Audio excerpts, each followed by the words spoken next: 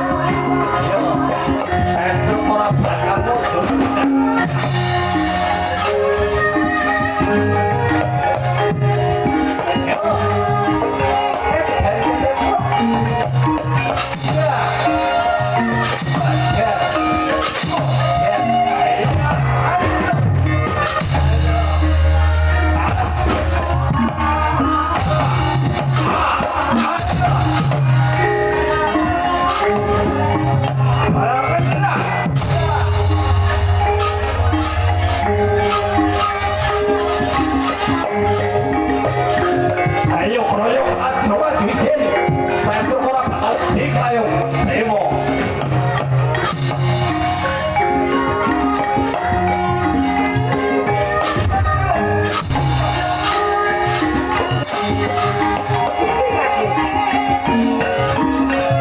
ayo Petruk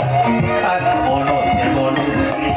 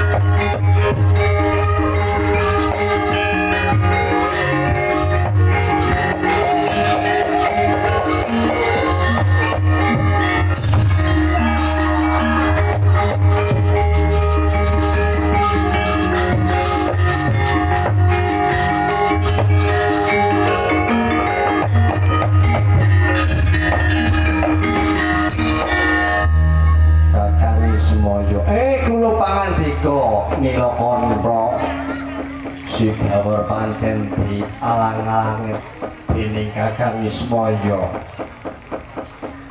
Aku bakal gawa si Bawor tak cemplungake ana kawat Candra di muka apit. Wis gawe geger ana kayangan Suralaya Kakang Semar. Mengko dhisik Nilakara. Upama si Bawor tak mageling aku digawa ning kayangan supaya diceplungake kawah Candra di muka kepiye?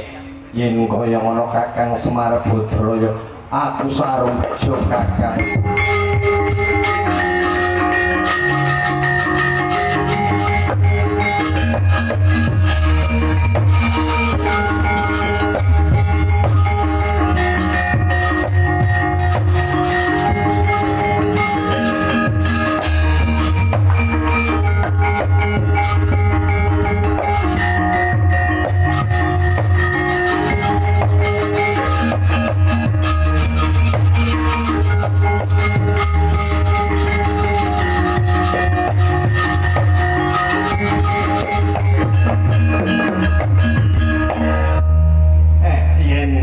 Romo Semar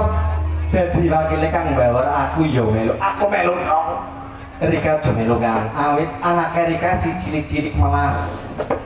Mengko yen mati kepiye? Engko sing ngopeni langka dadi ron. Lho. Ning aku bakal subang sorong kalian sedulur murih bisa bangun desa. Kowe Petruk nolo gareng kowe aja melu-melu. Pun bapa ingkang bakal dadi wakile Kakangmu si Bawor. Njujug ora kayangan njunggring saloka. Oleh ayo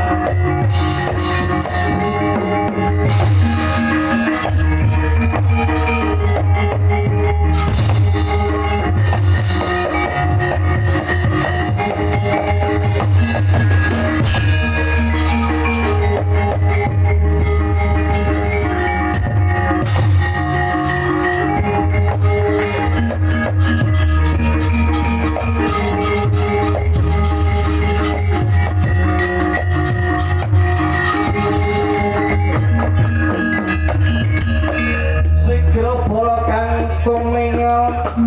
perang campo samyong edali lir kadit wileting godo danyang gumanguncang niti ula sepi temen ya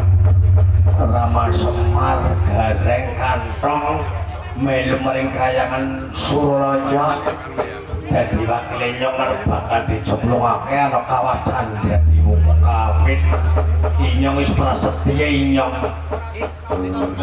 arep ngenteng napati inyong ora bisa bangun desa ing mangka kurang telung dina RT RW KPBP wis rapat kabeh.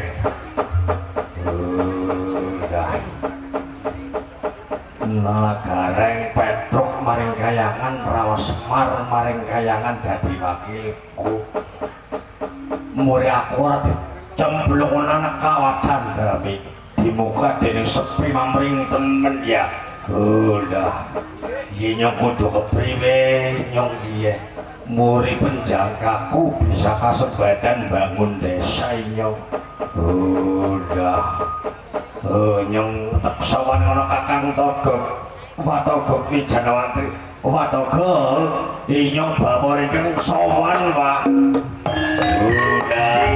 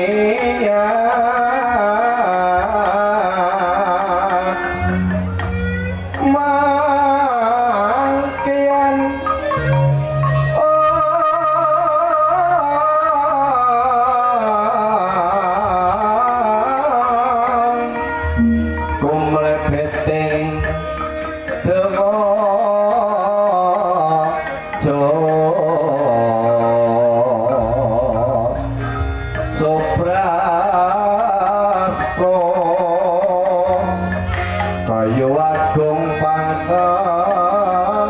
prapat puspita panjrahing bumi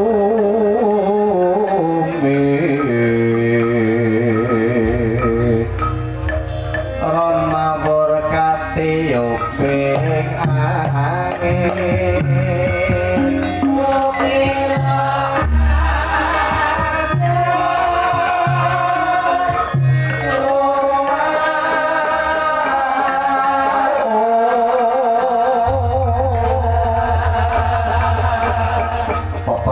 kadek para dewa wangsul ana kayangan Suraya bawur njujug wonten karang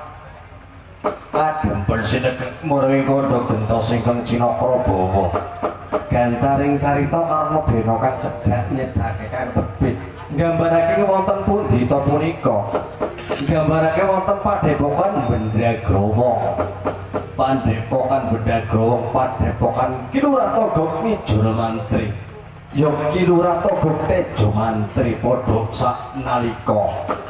ginadhep kadang kinasih Kilurah Sawita kalamun Cirandra kados gegendhongan solahe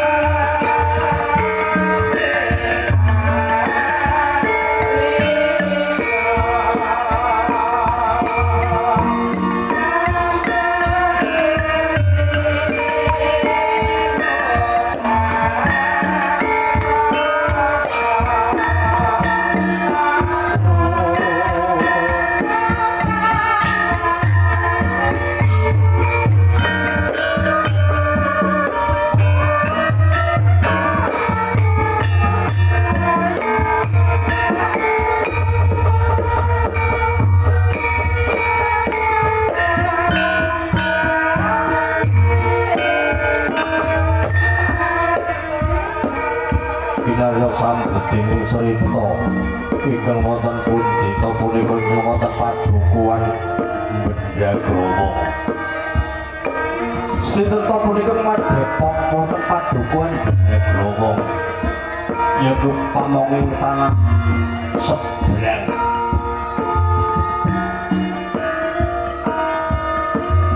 Dewa Majawantah yaiku wis Sanghyang Togog. Yo Kilurah Togog Mijara Mantri yo Tejo Mantri Sugeng Permana nalika samono kinedhep dening kadang kinasih saking Padukuhan Trubus Tembulu ingkang jeneng Kilurah Sarwita ya bilung Residen Pramantan ana janmanya bawa awit wonten padukuhan Bendagara sepi mamring tan ana bo suwatening jalma menungsa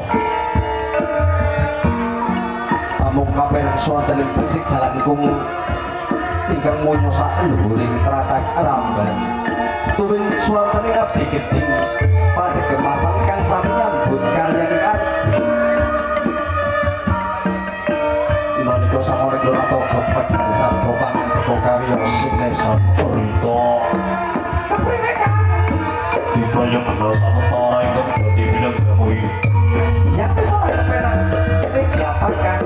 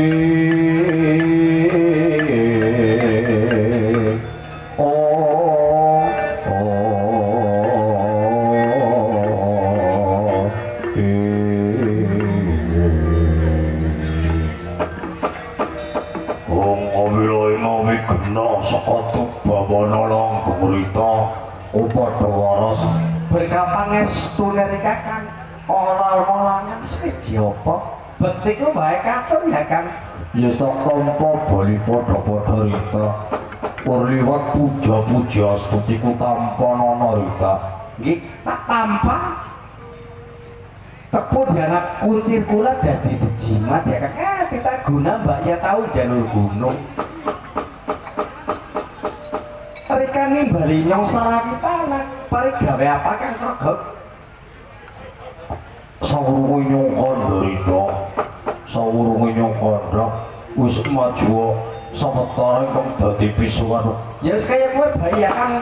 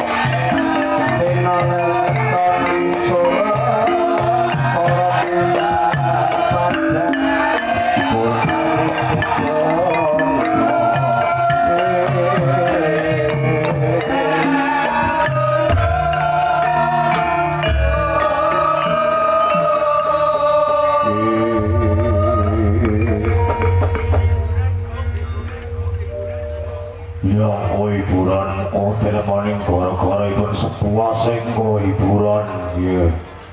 Ya kita guna banyak tahun janur gunung kadingaran damar sasi Rika nih barinya apa jane Kuwi Rita lah kepriwe kan siji rasa sepine nyong angka kaping loro kepengin gendhu rasa karo Rita lah gendhu rasa sing kepriwe kan iki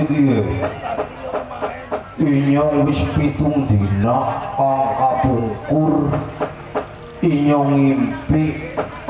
nek ora luput dina jam malam jam 2 kliwon ngimpi apa kan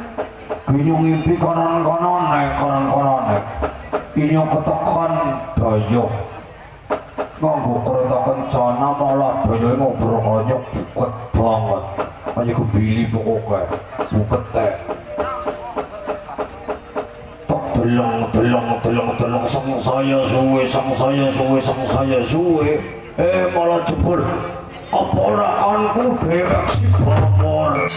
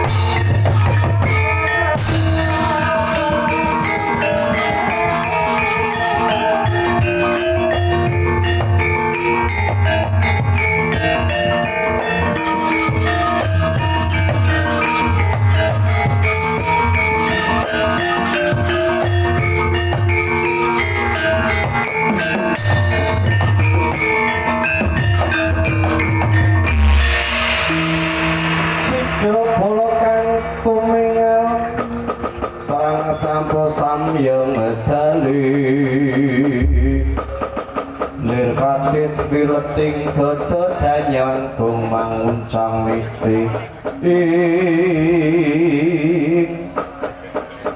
kuwi to dadi ben ku mau koyo kuwi genah banget inyong ngobrol andra-andra karo tamu mau ngobrol ngalor ngidul ngetan ngulon malah kok jebule keponakanku dhewe ya ora main dowo ngrikan duwe rasa kangen kelayan si Semar kae mau angger tak kasih bawa ya lumrah kuwi iya lah kowe kudu eling Kang bawor kuwi dadane ayang-ayange Semar agar bawor sing rawuh ya pada bae Semar sing tak kambok ya pada bae Kakang Semar angger kangen karo koyo aku sing tak kaya pada bae ayo kowe oh kuwi udah wato kokinya sing tak kawan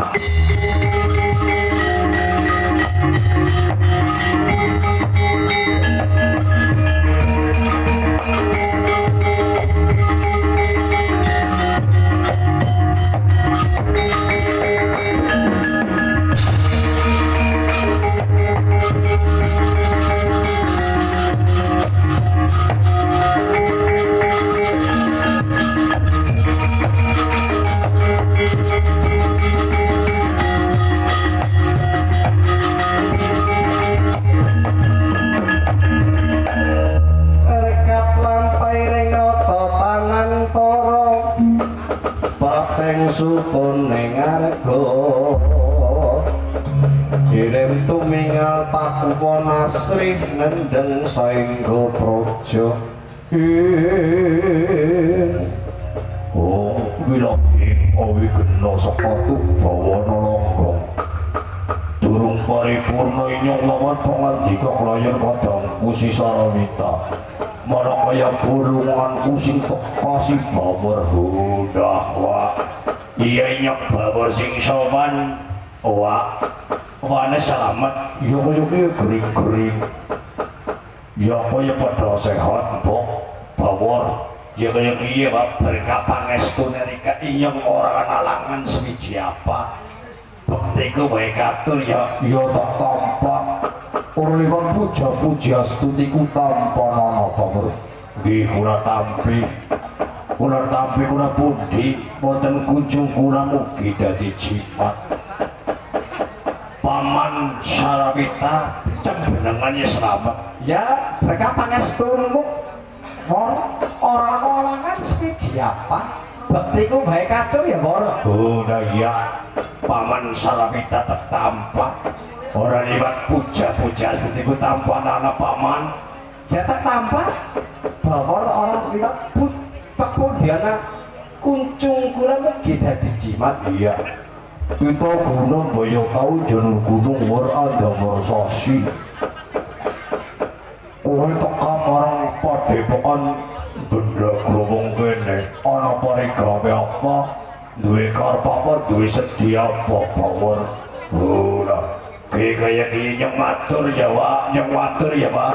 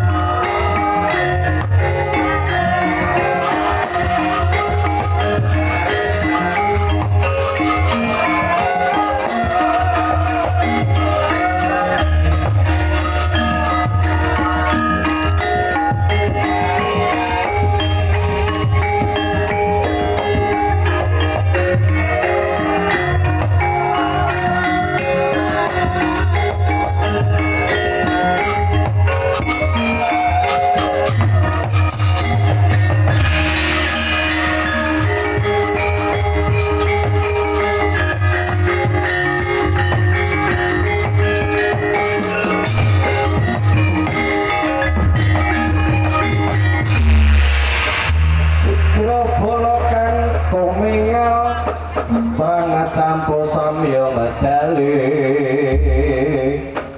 lir katit uleting godo danyo anggung manguncang niti lagi kayak iya Pak kepriwe jojon sekolah ceng kondro kepriwe agar Wak Togok Wijaya Mantri Tresna adik Ramapura Semar agar ora jere-jere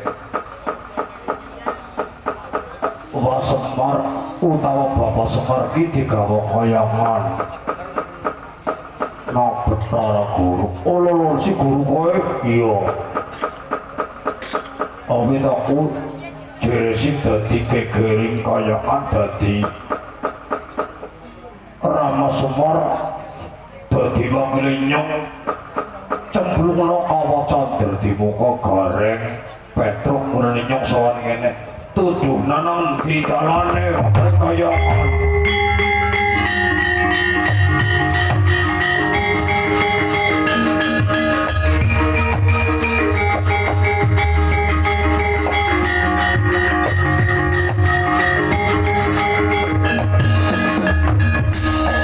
kalau dadi si Klepor lagi cemplungno kawaca dadi muka nilakana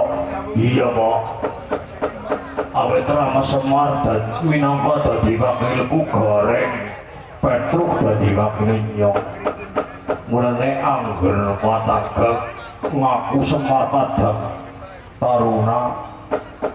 tuduh naneng di dalane munggah kayangan aku bakal ngamuk darah kowe bakal tak cipta wis kowe kodok sing tak ciptane aja dicampur-campurna nyong klien dewa-dewa awit nyong nuduhna dalane maring muri kowe bisa mlebu ning kawah candra di muka siki papa kena pancen diamu ning ciptamu nepna rasamu bawur tu matamu liwa madep otak cipta dadi Raden Janaka Mangsara nalika sakmono ngeling-eling sang Hyang Antogo